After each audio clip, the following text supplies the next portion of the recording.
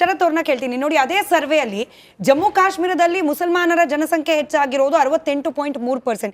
Particular ಆಗಿ ಕೆಲ ರಾಜ್ಯಗಳಲ್ಲಿ ನಿಮ್ಮನ್ನು ಪ್ರಶ್ನೆ ಕೇಳ್ತಾ ಇದ್ದೀನಿ. ಅಸ್ಸಾಂನಲ್ಲಿ 34.22%, ವೆಸ್ಟ್ ಬೆಂಗಾಲ್ನಲ್ಲಿ 27%, ಕೇರಳದಲ್ಲಿ 25%. ಇದೆಲ್ಲ ಕೂಡ ಹೆಚ್ಚಿನ ಪ್ರಮಾಣದಲ್ಲಿ ಮುಸಲ್ಮಾನರ ಸಂಖ್ಯೆ ಹೆಚ್ಚಾಗಿರೋ ರಾಜ್ಯಗಳು ಅಂತೇಳಿ. ಇದನ್ನ ನೋಡಿದಾಗ ನಮ್ಗೇನಾದ್ರೂ ಅನುಮಾನ ಬರಬೇಕಾ? ಬಂದ್ರೆ ಯಾಕೆ ಬರಬೇಕು ಅಂತ? ಖಂಡಿತವಾಗಿಯೂ.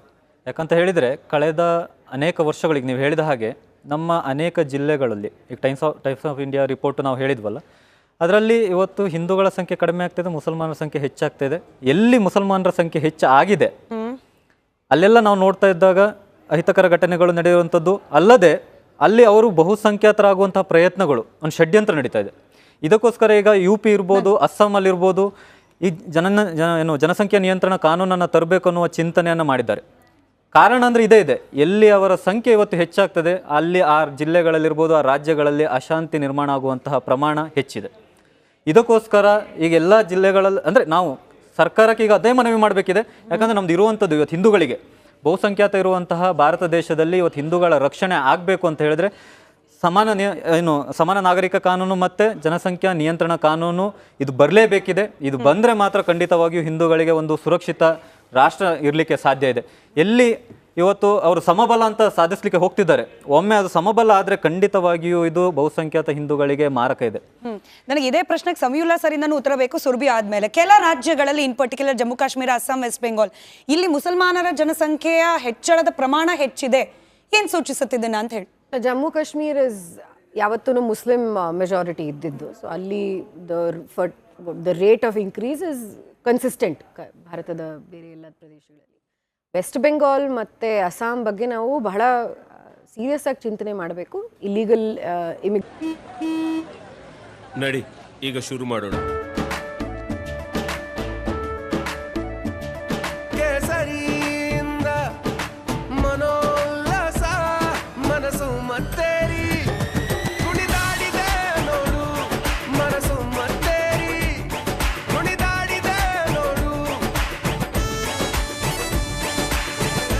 ಕ್ಷಣ ಕ್ಷಣವೂ ಆಚರಿಸಿ ಕೇಸರಿ ಹಬ್ಬ. ವಿಮನ್ ಬಾಯಲ್ಲಿ ಹೇಳಿ ಕೇಸರಿ. Immigration is an issue. ಅದನ್ನು ನಾವು ಡಿನೈ ಮಾಡೋದಕ್ಕೆ ಕಷ್ಟ. ಆ ಬಾರ್ಡರ್ ಬಹಳ ಪೋರಸ್ ಆಗಿರೋದ್ರಿಂದ ಎಕನಾಮಿಕ್ ರೀಸನ್ ಆಗಿರ್ಬೋದು, ಬೇರೆ ಯಾವ್ದಾದ್ರು ಕಾರಣಕ್ಕಾಗಿರ್ಬೋದು, but illegal immigration is an issue. ಎರಡು ವಿಷಯ ನಾನು ಹೇಳಕ್ಕೆ ಇಷ್ಟಪಡ್ತೀನಿ. ನೋಡಿ, ಇಂತಹ ಒಂದು ಸಮಯದಲ್ಲಿ ಬಹಳಷ್ಟು ಜನ ನನಗೆ ಗೊತ್ತಿರುವಂತಹ ಮುಸ್ಲಿಂ ಚಿಂತಕರು ಏನು ಹೇಳ್ತಾರೆ ಅಂದರೆ, ಮುಸಲ್ಮಾನರು, ಭಾರತದ ಮುಸಲ್ಮಾನರು ಅವ್ರದ್ದು ಒಂದು ಯುನೀಕ್ ಮತ್ತು ಡಿಸ್ಟಿಂಕ್ಟಿವ್ ಐಡಿಯಾನ ಅವರು ಇನ್ನೂ ಅದನ್ನು ಎಕ್ಸ್ಪ್ಲೋರ್ ಮಾಡಬೇಕಾಗಿರೋ ನೆಸೆಸಿಟಿ ಇದೆ. ಭಾರತದಲ್ಲಿ ಇರುವಂತಹ ಮುಸಲ್ಮಾನರು ಯಾವ ಥರ ಆ ಭಾರತೀಯತೆಯನ್ನು ಹೇಗೆ ಅವರು ವೀಕ್ಷಿಸುತ್ತಾರೆ, ಅವ್ರು ಹೇಗೆ ಅದನ್ನು ಅವ್ರು ಹೇಗೆ ಅದನ್ನು ಎಕ್ಸ್ಪೀರಿಯನ್ಸ್ ಮಾಡ್ತಾರೆ ಅನ್ನೋ ಯೋಚನೆ ಮಾಡಬೇಕಾಗಿದೆ. ಒಂದು, ಭಾರತದ ಧರ್ಮ ಹೇಗಿದೆ ಅಂದರೆ, ನೀವು ಇದನ್ನು ನಂಬಿದ್ರೆ ನೀವು ಸರಿ, ಇಲ್ಲ ಅಂದರೆ ನೀವು ಕಾಫಿರ್ ಅಂತ ಹೇಳೋದು, ಆ ಒಂದು ಮನಸ್ಥಿತಿಯಿಂದ ಆಚೆ ಬರಬೇಕಾಗಿದೆ. ಮತ್ತು ಮಾಡರ್ನ್ ಪ್ರೋಗ್ರೆಸಿವ್ ದೇಶವನ್ನು ಕಟ್ಟಬೇಕಾದಂತಹಲ್ಲಿ ಯಾವ ಥರ ಮುಂದೆ ಹೋಗಬೇಕು ಅನ್ನೋದು ಯೋಚನೆ ಮಾಡಬೇಕಾಗಿರೋ ನೆಸೆಸಿಟಿ. ಅದರಲ್ಲಿ ಬೈಗಮಿ ಮತ್ತು ಪಾಲಿಗಮಿಯ ವಿಷಯ ಹೇಳಿದ್ರು. ಹಿಂದೂಸ್ ಇನ್ ಗೋವಾ, ಅವ್ರಿಗೆ ಆ್ಯಕ್ಚುಲಿ ಪಾಲಿಗಮಿ ಇಸ್ ಅಲೌಡ್. ಸೊ ಈ ಒಂದು ಹಿಂದೂ ಅಂತ ಒಂದು ಬ್ರಾಕೆಟ್ ಹಾಕಿದೀವಲ್ಲ, ಅದರಲ್ಲಿ ಬಹಳಷ್ಟು ಥರ ಭಿನ್ನ ಭಿನ್ನ ಬಿಲೀಫ್ ಸಿಸ್ಟಮ್ಸ್ ಬರುತ್ತೆ. ಅದರಲ್ಲಿ ಒಂದೇ ಥರದ್ದು ಅಂತ ಇಲ್ಲ. ಅದೇ ನಮ್ಮ ಧರ್ಮದ ಒಂದು ಅಸ್ಮಿತೆ. ನೀವು ಏನಾದರೂ ನಂಬೋದು, ನೀವು ಎಲ್ಲಾದ್ರೂ ನಂಬಿದ್ರೂ ಅಲ್ಲಿ ಹೋಗಿ ಒಂದು ಮೋಕ್ಷ ಸಿಗತ್ತೆ ಅಂತ ಒಂದು ನಂಬಿಕೆ. ಸೊ ಇಂತಹ ಒಂದು ದೇಶದಲ್ಲಿ ಇರೋ ನಾವೆಲ್ಲರೂ, ಹಿಂದೂಗಳಾಗಿರ್ಬೋದು, ಮುಸಲ್ಮಾನರಾಗಿರ್ಬೋದು, ಹೇಗೆ ನಾವು ದೇಶ ಕಟ್ಟೋದ್ರಲ್ಲಿ ಪಾಲಿಸಿ, ಯಾವ ಥರ ಪಾಲಿಸೀಸ್ ಬೇಕಾಗಿದೆ ಅನ್ನೋದನ್ನ ನಾವು ಯೋಚನೆ ಮಾಡಬೇಕು. ಅದರಲ್ಲಿ ನಮ್ಮ ಸರ್ಕಾರದ ಸಬ್ಕಾ ಸಾಥ್ ಸಬ್ಕಾ ವಿಶ್ವಾಸ ಇರಬಹುದು, ಟ್ರಿಪಲ್ ತಲಾಕ್ ವಿಷಯವಾಗಿ ಮಹಿಳೆಯರಿಗೆ, ಯಾವುದೇ ಸಮುದಾಯದಲ್ಲಿ ಮಹಿಳೆಯರಿಗೆ ಆಗುವಂತಹ ಕೊರತೆಗಳು ಬಹಳಷ್ಟು ಇದೆ, ಮಹಿಳೆಯರನ್ನ ಮುಂದೆ ತರುವಂಥದ್ದು. ಮತ್ತು ಇವಾಗ ಯೋಚನೆ ಮಾಡ್ತಿರೋದು UCC. ನಿಮಗೆ ಗೊತ್ತಿರಲಿ, UCC ಪ್ರಕಾರವಾಗಿ ಬಹಳಷ್ಟು ಜನ ಹಿಂದೂಗಳು ವಿರೋಧಿಗಳಿದ್ದಾರೆ, ಬೇರೆ ಸಮುದಾಯದವರು ವಿರೋಧಿಗಳಿದ್ದಾರೆ. ಆ ಒಂದು ಚರ್ಚೆ ನಡಿಬೇಕು. ಈ ಯೂನಿವರ್ಸಲ್ ಲಾಸ್ ತಂದಾಗ, ಅದು ಹಿಂದೂ ಲಾಸ್ ಅಂತ ಅಲ್ಲ, ಅದು ಯೂನಿವರ್ಸಲ್ ಲಾಸ್ ತಂದಾಗ ಅದು ಭಾರತ ದೇಶದ ಅಭಿವೃದ್ಧಿಗೆ ಹೇಗೆ ಅದು ಮುಖ್ಯವಾಗುತ್ತೆ. ಅದನ್ನ ನಾವು ಚಿಂತನೆ ಸಮೀವುಲ್ಲಾ ಸರ್, ನನಗೆ ಸಮಯ ಬಹಳ ಕಡಿಮೆ ಇದೆ. ಬಟ್ ಸುರಭಿ ಅವರು ಹೇಳಿದಾಗೆ ನೋಡಿ, ಬದಲಾವಣೆ ಅನ್ನೋದು ಕೆಲ ಸಮುದಾಯದಲ್ಲಿ ಆಗ್ಲೇಬೇಕಾದ ಅನಿವಾರ್ಯತೆ ಇದ್ದಾಗ ಆಗ್ಲಿ. ಬಟ್ ಕಂಪೇರ್ ಮಾಡುವಾಗ ನಾವು ಈ ದೇಶದಲ್ಲಿರ್ತಕ್ಕಂಥ ಮುಸಲ್ಮಾನರನ್ನ ಬಹುತೇಕ ಬಾರಿ ಗಮನಿಸ್ತಿರೋದು ಪಾಕಿಸ್ತಾನದ ಮುಸಲ್ಮಾನರಿಗೆ, ಬಾಂಗ್ಲಾದೇಶದ ಮುಸಲ್ಮಾನರಿಗೆ ಕಂಪೇರ್ ಮಾತನಾಡಿ ಪ್ರೋಗ್ರೆಸಿವ್ ಆಗಿ ಅವ್ರು ಬದಲಾವಣೆ ಮಾಡಬೇಕು ಅನ್ನೋದಕ್ಕಿಂತ ಹೆಚ್ಚಾಗಿ ಕಂಪ್ಯಾರಿಸನ್ ಅಲ್ಲೇ ಉಲ್ಟಾ ಹೊಡಿತಿದ್ಯಾ ಅಂತ. ಇದು 100ಕ್ಕೆ 100% ಸರಿಯಾದಂತಹ ಪ್ರಶ್ನೆ ಮತ್ತು ನಿಮ್ಮ ಪ್ರಶ್ನೆಯಲ್ಲೇ ಉತ್ತರ ಇದೆ. ಈ ಜೀವನ ಶೈಲಿ ಇರ್ಬೋದು, ನಂಬಿಕೆ ಇರ್ಬೋದು, ಅಥವಾ ಬದುಕಿನ ರೀತಿ ಇರ್ಬೋದು, ಅದನ್ನು ಅಥವಾ ಇಲ್ಲಿಯ ದುಡಿಮೆ, ಗಳಿಕೆ, ಓದು, ಬರಹ ಇರ್ಬೋದು. ಭಾರತೀಯ ಮುಸಲ್ಮಾನರು ಬೇರೆ ಮುಸಲ್ಮಾನರಿಗಿಂತ ಕಂಪ್ಲೀಟ್ ಭಿನ್ನ ಆಗಿದ್ದಾರೆ, ಭಾರತೀಯರಾಗೇ ಇದ್ದಾರೆ. ಕೆಲವು ಎಕ್ಸೆಪ್ಷನಲ್ ಕೇಸ್ಗಳು ತೊಗೊಂಡು ಕಮ್ಯುನಿಟಿನ ಬ್ರ್ಯಾಂಡ್ ಮಾಡೋಕ್ಕಾಗಲ್ಲ. ನನ್ನ ಬಲವಾದ ಸ್ಟ್ಯಾಂಡ್ ಏನು ಅಂದರೆ 2 ಲ್ಯಾಪ್ಸಸ್ಸನ್ನು ಈ ರಿಪೋರ್ಟಲ್ಲಿ ನಾನು ಗಮನಿಸ್ತಿದ್ದೀನಿ.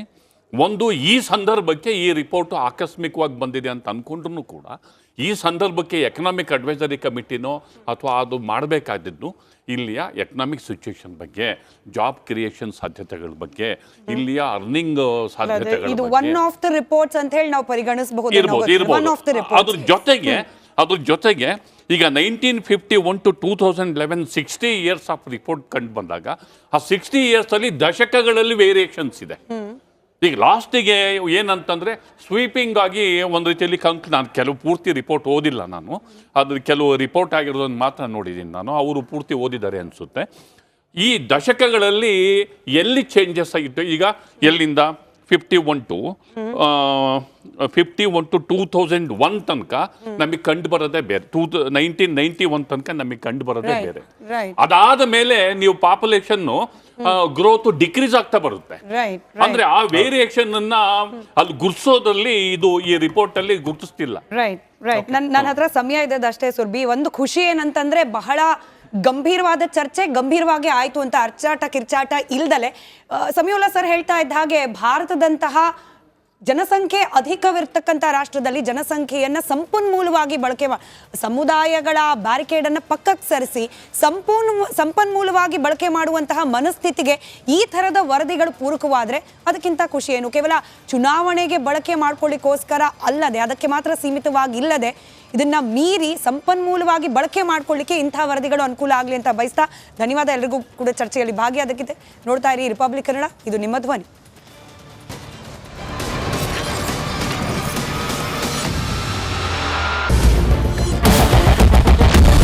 ಕ್ಯಾಪ್ಟನ್ ಅರ್ಜುನ್ ಕೊಂದಿದ್ದು ಯಾರು? ಅವ್ರ ನರೇಟಿವ್ ಎಲ್ಲಿ ತಂದಿಟ್ಟಿದ್ದಾರೆ ಅಂತಂದ್ರೆ ಸಂಪತ್ತನ್ನ ಹಂಚಿಬಿಡೋದು ಅಂತ. ಇದು ಸ್ಟುಡಿಯೋ ಟಿಪ್ಪು ಜಯಂತಿ ಮಾಡಕ್ಕೆ ಅವ್ರಿಗೆ ಖಂಡಿಸಿದ್ರು. Very nice. ಯಾರು ತಪ್ಪು ಮಾಡಿರೋದಿಲ್ಲಿ? ಓಲೈಕೆ ಹೇಳಿಕೆ ಇದು ಅಂತ ಹೇಳಿ ಯಾಕೆ ಪರಿಗಣಿಸಬಾರದು? I.N.I. ಇದು ವೇದಿಕೆ, ಇದು ಫೋಟೋ ಎಲ್ಲರದು ಒಂದು ಟೈಮ್. ನಿಮ್ಮ ಸಮಯ ಮುಗಿದಿದೆ. ಅವ್ರು ಹೇಳೋಕ್ಕಿಂತ ಮುಂಚೆನೆ ಹೇಗೆ ಪ್ರತಾಪ್ ಸಿಂಹ ಪಾಸ್ ಕೊಟ್ಟಿದಂತ ಆಗ್ಲಿ ಡಿಕ್ಲೇರ್ ಆಗೋಗಿತ್ತು ಅಂತ ನನಗೊಂದು ಡೌಟ್ ಬಂತು. ಸಾಕು ನಿಲ್ಸಿ. ಕೆಟ್ಟ ಪದ ಬಳಕೆ ಕಾಂಬಿನೇಷನ್ ಇಟ್ಟಿಲ್ಲ ನಾವಿಲ್ಲಿ.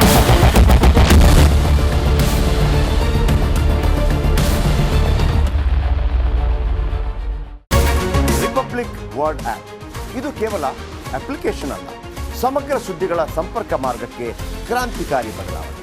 ರಿಪಬ್ಲಿಕ್ ವರ್ಡ್ ಆಪ್ ಕೇವಲ ಸುದ್ದಿ ಅಪ್ಲಿಕೇಶನ್ ಪರಿಚಯಿಸ್ತಾ ಇಲ್ಲ, ಬದಲಾಗಿ ಡಿಜಿಟಲ್ ಸುದ್ದಿ ಬಳಕೆಯ ಹೊಸ ಯುಗಕ್ಕೆ ನಾಂದಿ ಹಾಡ್ತಾ ಇದೆ. ಇದೊಂದು ಬ್ರೇಕಿಂಗ್ ನ್ಯೂಸ್, ಪ್ರಭಾವಶಾಲಿ ಕಾರ್ಯಕ್ರಮಗಳಿಗೆ ಗಟ್ಟಿಯಾದ ನ್ಯೂಸ್. ಇಲ್ಲಿ ಕೇವಲ ತಾಜಾ ಸುದ್ದಿ, ಅದರ ನೇರ ಪ್ರಸಾರ ಮತ್ತು ಚರ್ಚೆಗಳಿಗೆ ಮಾತ್ರ ಅವಕಾಶ. ರಿಪಬ್ಲಿಕ್ ವರ್ಲ್ಡ್ ಆಪ್ ಡೌನ್ಲೋಡ್ ಮಾಡಿಕೊಳ್ಳಿ. ಗೂಗಲ್ ಪ್ಲೇ ಸ್ಟೋರ್ ಮತ್ತು ಆಪಲ್ ಆಪ್ ಸ್ಟೋರ್ನಲ್ಲಿ ಲಭ್ಯವಿದೆ.